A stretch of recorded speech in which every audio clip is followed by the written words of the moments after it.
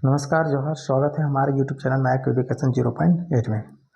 आज हम लोग पढ़ने वाले हैं क्लास 7 का अध्याय 1 हमारा पर्यावरण।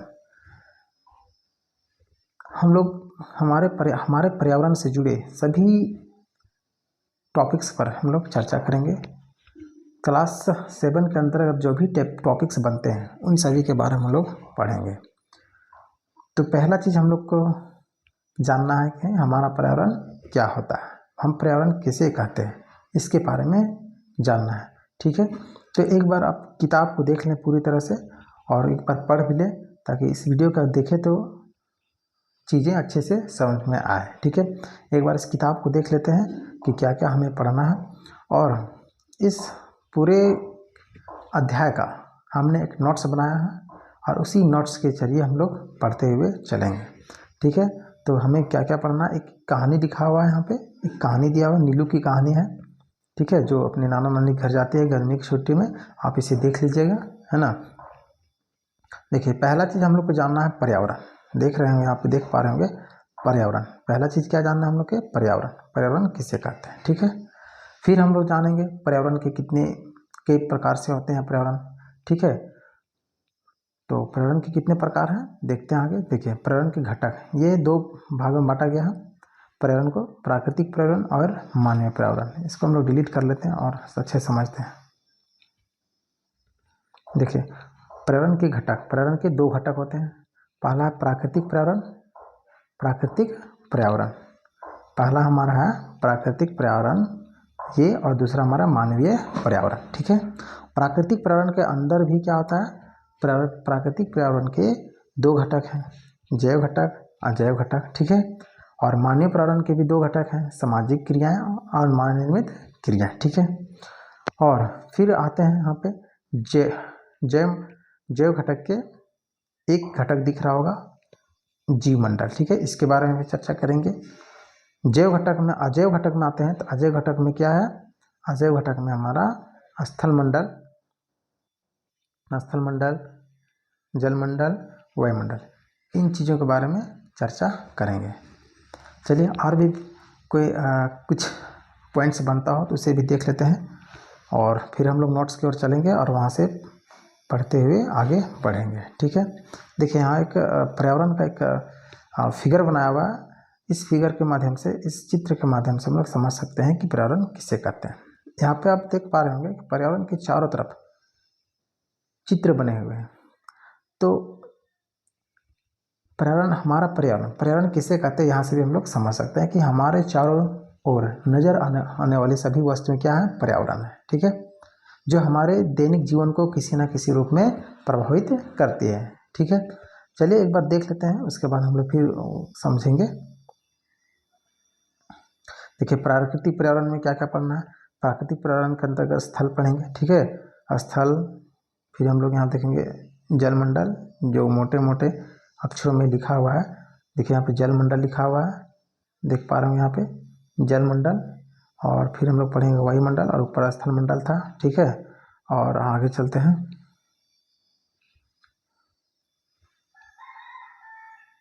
चलिए आगे देखते हैं। फिर हम लोग पढ़ेंगे जैव मंडल के बारे में, जैव मंडल क्या होता है और परितंत्र क्या होता है, ये भी जानेंगे। तो आज हम लोग परितंत्र तक ही पढ़ेंगे और आगे हम लोग दूसरी वीडियो में कवर करेंगे। तो ये पार्ट 1 है पर्यावरण का, ये पार्ट 1 है। पार्ट 2 में हम लोग इसे ख़त्म कर लेंगे, मतलब 2 वीडियो इसका बनेगा। एक वीडियो में सभी बिंदुओं को समझना थोड़ा सा कठिन है, कठिन नहीं बल्कि ज़्यादा समय लगेगा। ठीक है, तो समय को देखते हुए हम लोगों ने 2 पार्ट्स में इसे डिवाइड कर दिया है। ठीक है, देखिए यहाँ पे परितंत्र का दिया, मानव निर्मित परितंत्र, प्राकृतिक परितंत्र, जलीय परितंत्र। देख पा रहे होंगे यहाँ पे, देखिए मानव निर्मित, प्राकृतिक परितंत्र, जलीय परितंत्र, भौमिक परितंत्र, छोटा जलीय परितंत्र, बड़ा जलीय परितंत्र। इन सभी के बारे में भी चर्चा करेंगे, लेकिन आज हम लोग सिर्फ परितंत्र ही जानेंगे। उसके बाद मानव निर्मित परितंत्र, प्राकृतिक परितंत्र, ये सब के बारे में हम लोग चर्चा करेंगे अगले वीडियो में। ठीक है, चलते हैं आगे। देखिए, फिर हम लोग देखेंगे पर्यावरण के प्रदूषण। यहाँ पे देख पा रहे हैं आप लोग पर्यावरण के प्रदूषण यहाँ दिया है, तो पर्यावरण कैसे प्रदूषित होता है इसके बारे में भी चर्चा करेंगे। पर्यावरण प्रदूषण को रोकने के लिए क्या करेंगे इसके बारे में भी चर्चा करेंगे, और इससे पर्यावरण को प्रदूषित होने से बचाने के लिए क्या क्या आंदोलन हुआ है यहाँ पे एक छोटा सा बॉक्स में दिखाया गया है, तो इसके बारे में हम लोग देख लेंगे नेक्स्ट वीडियो में। चलिए आगे देखते हैं। पर्यावरण प्रदूषण कारण क्या है इनके बारे में चर्चा करेंगे। और पर्यावरण प्रदूषण में 3 प्रकार के प्रदूषण होता है, ठीक है। एक वायु प्रदूषण, जल प्रदूषण और भूमि प्रदूषण, ठीक है। इन सभी के बारे में भी चर्चा करेंगे, और पर्यावरण को कैसे बचा कर रखा जाए, पर्यावरण प्रदूषण में कैसे रोका जाए इसके बारे में भी हम लोग पढ़ेंगे, अगले वीडियो में पढ़ेंगे हम लोग, ठीक है। तो आज हम लोग पढ़ेंगे परितंत्र तक पढ़ना हम लोग को। तो चलिए वीडियो को स्टार्ट करते हैं और नोट्स की ओर चलते हैं। तो हमारा नोट्स पहले बनाकर रखा हुआ है, तो हम उस नोट्स को खोलते हैं।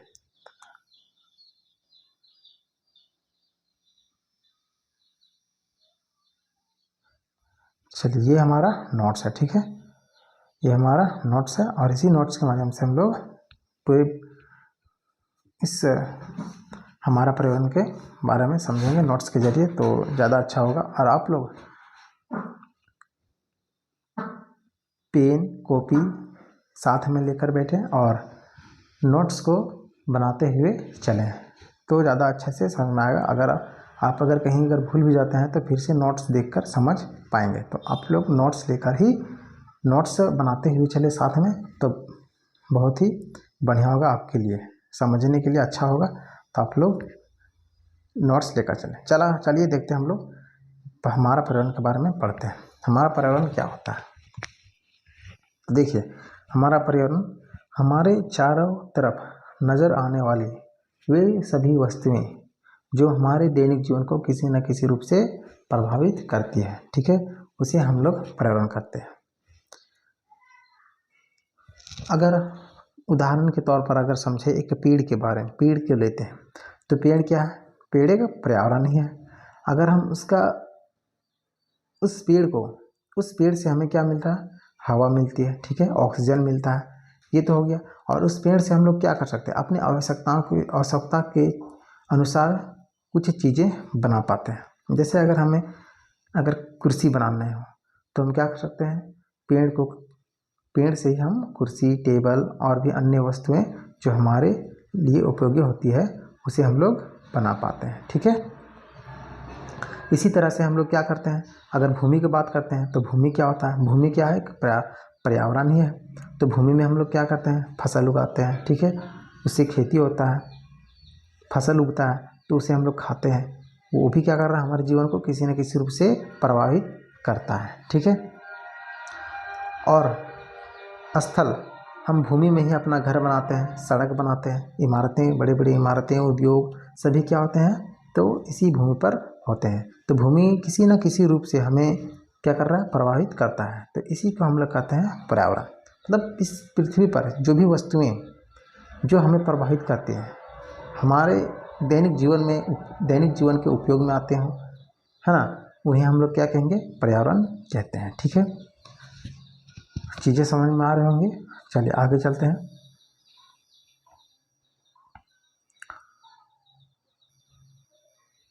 चलिए पर्यावरण एक बार देख लेते हैं हम लोग, इसके माध्यम से पर्यावरण हमारे चारों ओर नज़र आने वाली वे सभी वस्तुएं जो हमारे दैनिक जीवन को किसी न किसी रूप से प्रभावित करते हैं उसे पर्यावरण कहते हैं। पर्यावरण 2 प्रकार के यहाँ पे लिखा हुआ है। पर्यावरण हम लोग 3 प्रकार के पढ़ेंगे, यहाँ पे 2 प्रकार का है, 3 प्रकार के होते हैं, प्राकृतिक पर्यावरण, मानवीय पर्यावरण और एक मानव खुद में एक पर्यावरण है, ठीक है। हम लोग इसके बारे में 8 क्लास में बहुत बढ़िया से पढ़ेंगे। यहाँ 8 क्लास में हम लोग देखेंगे मानव संसाधन, ठीक है, और उसी में हम लोग यहाँ पढ़ेंगे क्लास 8 में। तो हम लोग पर्यावरण में 2 ही प्रकार के पढ़ेंगे, हम प्राकृतिक पर्यावरण और मानवीय पर्यावरण, ठीक है। तो आशा करते हैं पर्यावरण समझ में आया होगा। अब हम चलते हैं प्राकृतिक पर्यावरण की ओर, ठीक है। प्राकृतिक पर्यावरण क्या होता है, पर्यावरण का पहला घटक है प्राकृतिक पर्यावरण और दूसरा मानवीय पर्यावरण। तो प्राकृतिक पर्यावरण किसे कहते हैं इसके बारे में पढ़ते हैं। तो प्राकृतिक पर्यावरण वैसे जैव और अजैव वस्तुएं जो हमें प्रकृति के द्वारा प्राप्त हुए हैं उसे प्राकृतिक पर्यावरण कहते हैं। जैसे भूमि, पेड़ पौधे, जीव जंतु, चट्टानें, जल, वायु। ठीक है, देखिए हमारे चारों तरफ बहुत सारे वस्तुएं नज़र आती है। हमारे चारों तरफ बहुत सारे वस्तुएं नज़र आती है। ठीक है, तो यहाँ पे जो वस्तुएं नज़र आती है उसमें से कुछ वस्तुएं निर्जीव होती है, कुछ वस्तुएं निर्जीव होती है और कुछ सजीव होती है। ठीक है, कुछ सजीव होती है। तो जैव और अजैव का कहने का मतलब हुआ निर्जीव और सजीव। तो वैसे तत्व, वैसे वस्तुएं जो जैविक या जैव या अजैव यानी निर्जीव या सजीव, जो प्रकृति द्वारा प्राप्त हुआ है, प्रकृति ने उसे बनाया है, उसे हम लोग प्राकृतिक पर्यावरण कहते हैं।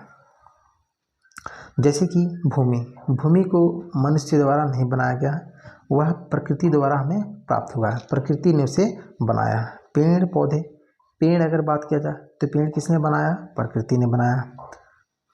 पौधे भी प्रकृति ने ही बनाया है ना। जीव जंतु ये सभी क्या है?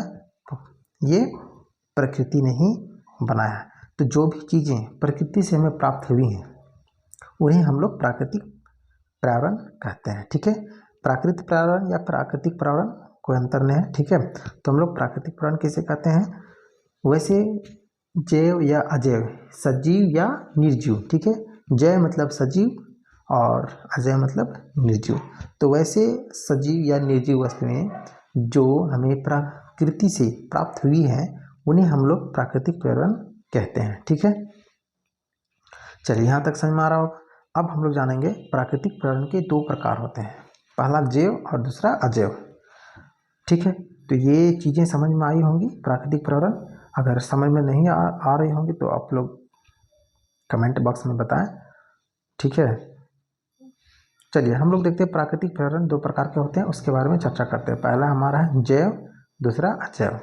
तो जैव क्या होता है, अजैव क्या होता है, इसके बारे में देखते हैं।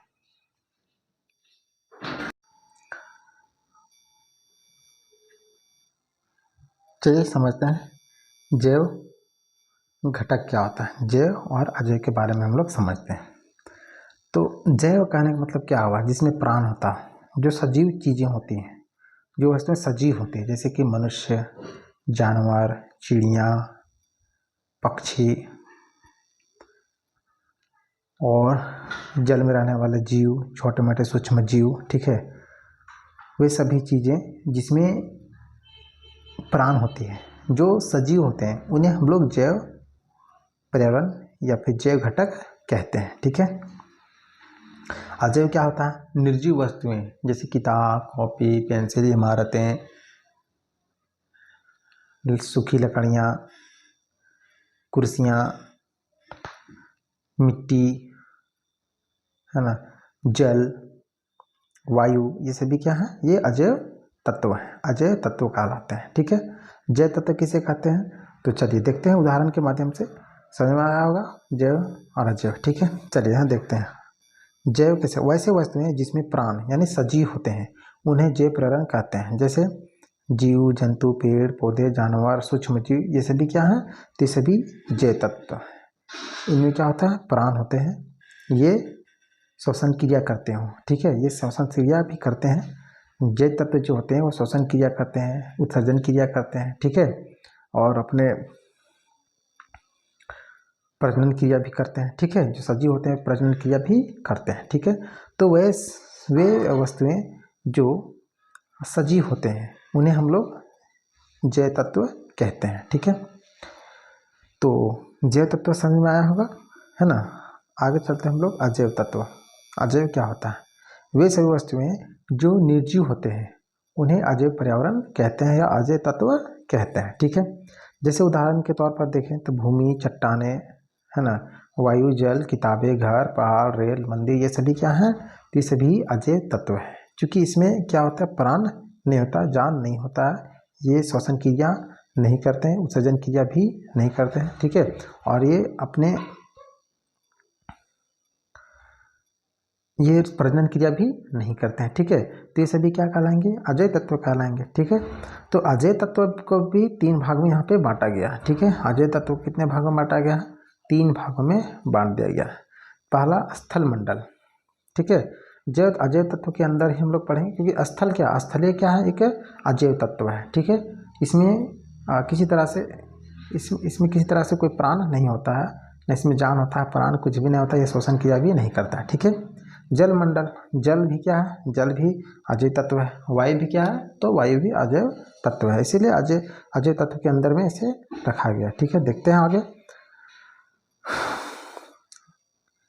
यहाँ तक क्लियर है, अजैव समझ में आया, कमेंट में जरूर बताएंगे, कमेंट करके जरूर बताएं। हम लोग पढ़ेंगे, पहला चीज़ है स्थल मंडल, अजैव तत्व का जो 3 भाग में बांटा गया है। तो पहला हम लोग देखेंगे स्थल मंडल। स्थल मंडल क्या होता है, पृथ्वी का सबसे ऊपरी परत जिस पर हम लोग रहते हैं, ठीक है, जिस पर हम लोग रहते हैं उसे क्या कहते हैं, स्थल मंडल कहते हैं, ठीक है। पृथ्वी के उस जिस भाग में हम लोग रहते हैं, ठीक है, और अपने जीवन का निर्वहन करते हैं, वहाँ वह क्या कहलाता है, स्थल मंडल कहलाता है। हम लोग जल में रह नहीं सकते हैं, है ना, में ही रहते हैं। तो जहाँ पे हम लोग रहते हैं, जिस जगह पे, ठीक है ना, और अपने जीवन का निर्वहन करते हैं, वह स्थान, वह क्या कहलाएगा, स्थल मंडल कहलाएगा। जो क्या होता है, चट्टानों से बना होता है, ठीक है, जो क्या होता है, चट्टानों से बना होता है, और पृथ्वी का सबसे ऊपरी परत होता है जो ठोस चट्टानों से बना होता है, उसे हम लोग स्थल मंडल कहते हैं, ठीक है। और इसी स्थल मंडल में ही पहाड़, पर्वत, मैदान, सड़क, इमारतें आदि स्थित होती हैं, ठीक है। अब पानी में अगर पहाड़ को अगर स्थित करना चाहें तो स्थित होगा, नहीं होगा, ठीक है। वायु में अगर इस पहाड़ पर्वत को अगर टिकाना चाहें ऊपर में तो ये टिक पाएगा, नहीं टिक पाएगा। इमारत अगर बनाना चाहें हवा में तो ये भी नहीं हो पाएगा, और अगर पानी में बनाना चाहें तो यहाँ भी नहीं बना सकते हैं, ठीक है। तो स्थल मंडल किसे कहते हैं, ये समझ में आया होगा। चलिए अब हम लोग जानेंगे जल मंडल क्या होता है, जल मंडल के बारे में समझेंगे। चलिए, जल मंडल क्या होता है, पृथ्वी का संपूर्ण जल का क्षेत्र जल मंडल कहलाता है।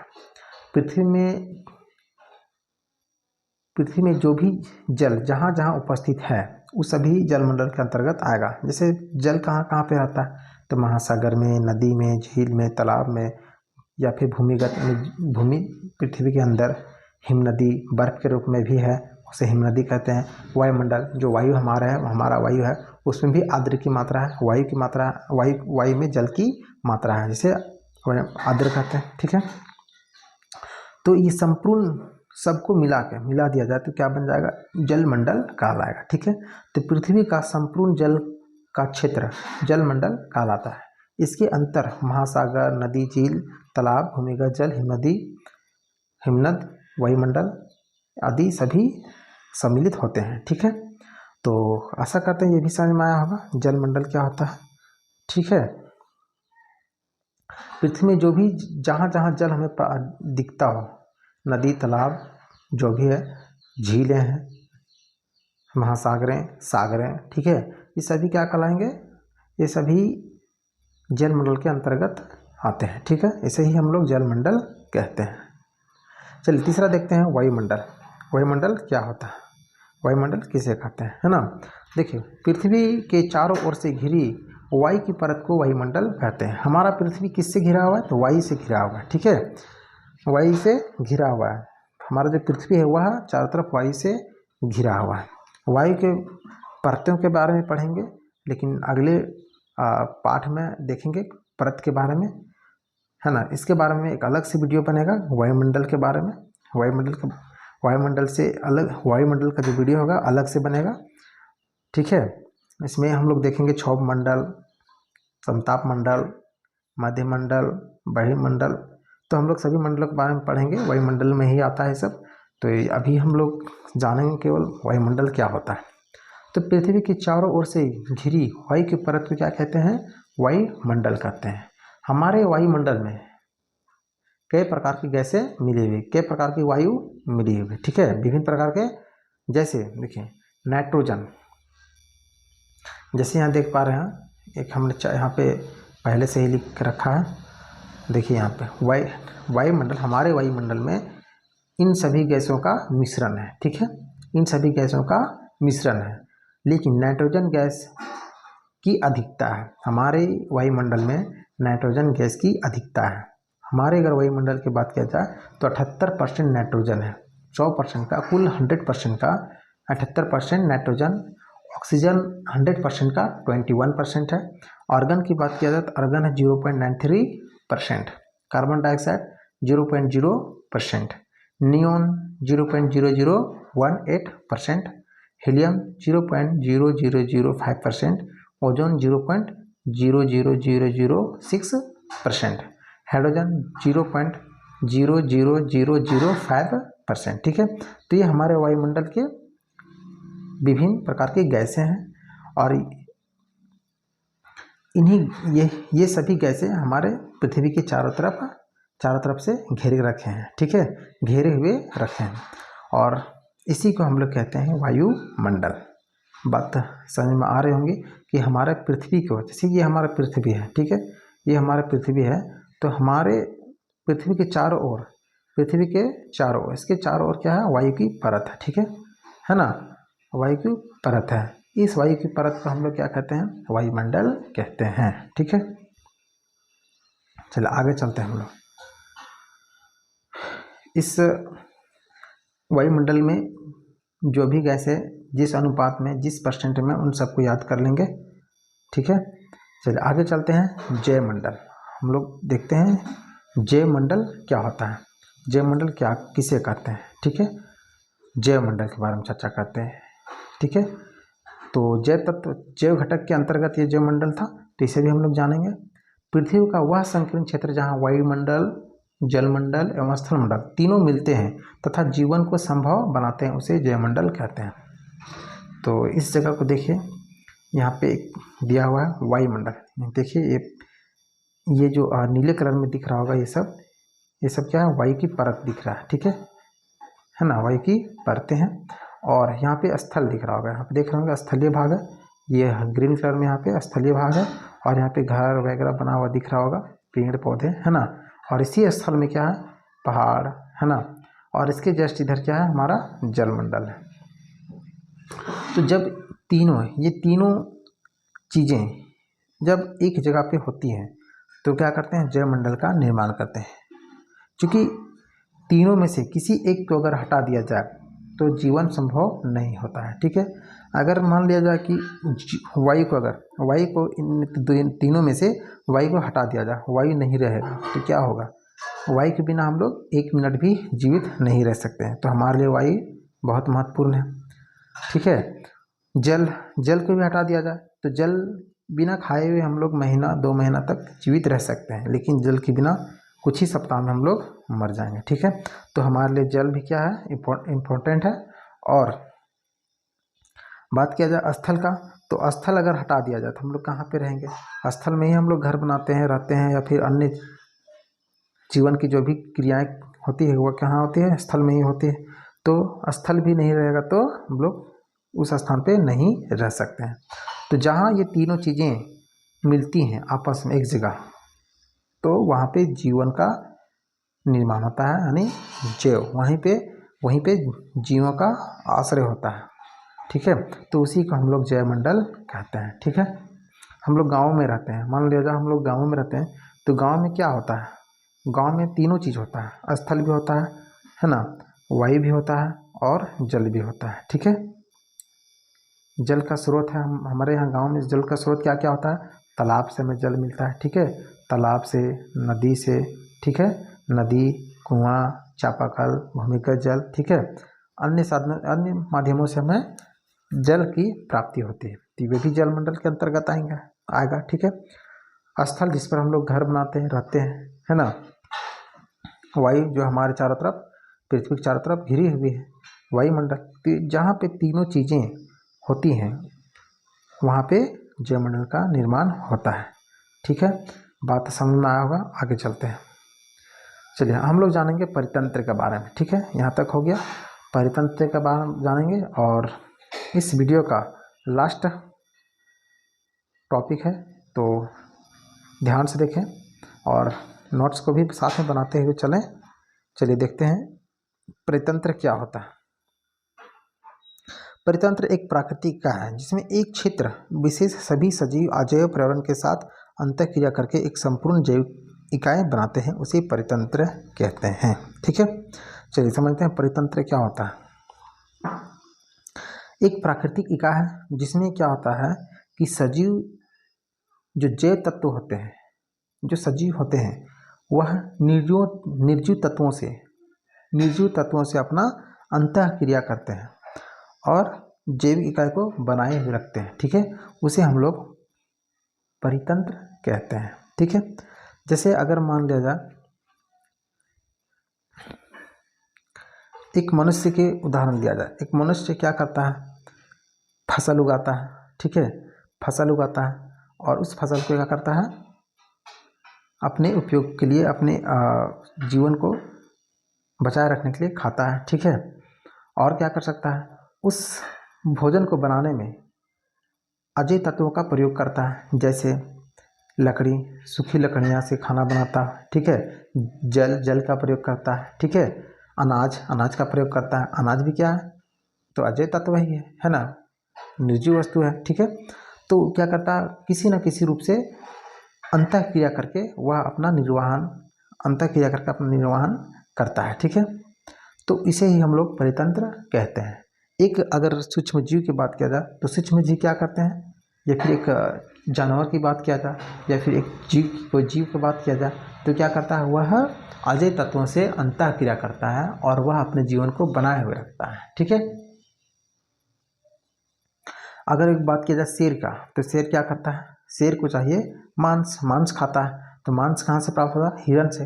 और हिरन क्या करता है, हिरन घास फूस या फिर पेड़ पौधे के पत्ते खाते हैं। तो परस्पर एक दूसरे के साथ क्या होता है, अंतःक्रिया होता है, तो उसी को हम लोग परितंत्र कहते हैं। ठीक है, तो बात समझ में आएगा परितंत्र क्या होता है।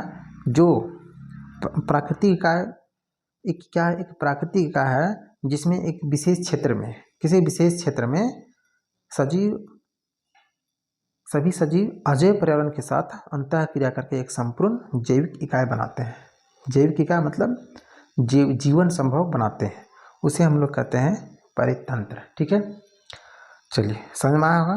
परितंत्र एक दूसरे पर आश्रित अवयवों का एक इकाई है। देखिए, एक दूसरे पर आश्रित होता है, परितंत्र क्या एक दूसरे पर आश्रित होता है। ठीक है, अभी उदाहरण दिया मैंने, जैसे कि शेर किस में आश्रित है, हिरन में। हिरन किस में आश्रित है, पौधे में, पत्ते में, घास फूस में। ठीक है, तो एक दूसरे से क्या होता है, आश्रित होते हैं। देखिए, परितंत्र का एक बगीचा भी हो सकता है। बगीचा में क्या क्या होता है, घास, वृक्ष, गुलाब, चमेली, सूरजमुखी, मेंढक, कीट एवं पक्षी जैसे जंतु भी होते हैं। ये सभी क्या है, परितंत्र है। बगीचा एक परितंत्र है। ठीक है, देखिए, एक छोटा तालाब, बड़े वन, घास स्थल या फिर रेगिस्तान का परितंत्र भी हो सकता है। ठीक है, एक छोटा तालाब के अंदर भी बहुत सारे जीव होते हैं, है ना, वे भी तालाब में रहने वाले जीवों के साथ अंतःक्रिया करते हैं, या तालाब में रहने वाले अजैव तत्वों के साथ अंतःक्रिया करके अपने जीवन को बनाए हुए रखते हैं। तो उसे हम लोग क्या कहेंगे, तालाब भी एक परितंत्र है। बड़े वन भी क्या है, एक परितंत्र का भाग है ना। वन में भी क्या होता है, बहुत सारे जीव और अजैव तत्व भी होते हैं जिनकी अंतःक्रिया से अपने जीवन को बनाए हुए रखते हैं। तो ये क्या हो जाते हैं, ये भी परितंत्र कहलाएंगे। ठीक है, घास स्थल हो या रेगिस्तान हो, तो रेगिस्तान में भी क्या होता है, रेगिस्तान में रहने वाले जीव या अजैव तत्व भी होते हैं वहाँ भी, तो उनसे अंतःक्रिया होता है और वहाँ की जैविक क्रिया को बनाए हुए रखता है, तो वे भी क्या कहलाएंगे, वे भी एक परितंत्र कहलाएंगे। ठीक है, तो उदाहरण से समझ में आया होगा परितंत्र क्या होता है। अब हम लोग पढ़ेंगे अगले वीडियो में परितंत्र के प्रकार। जैसे परितंत्र के यहाँ पे 2 प्रकार दिया हुआ है, मानवीय परितंत्र, प्राकृतिक परितंत्र, जलीय परितंत्र। देखिए, प्राकृतिक परितंत्र के 2 तरह से 2 भागों में बांटा गया है, जलीय परितंत्र, भौमिक परितंत्र। ठीक है, और जलीय परितंत्र को भी 2 भाग में बांटा गया।